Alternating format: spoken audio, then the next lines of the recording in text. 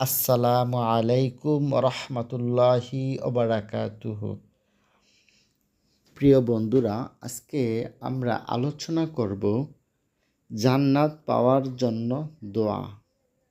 আমরা কোন দোয়া করব যে দোয়ার কারণে আল্লাহ তাআলা আমাদেরকে জান্নাত দান করবেন। তাই আমরা বেশি বেশি পরিমাণে এই দোয়াটা পড়ার জন্য চেষ্টা করব। আল্লাহুম্মা ইন্নী আসআলুকাল জান্নাতা ওয়া আউযু বিকা মিনান নার। আমি আবার বলছি, আল্লাহুম্মা ইন্নী আসআলুকাল জান্নাতা ওয়া আউযু বিকা মিনান নার।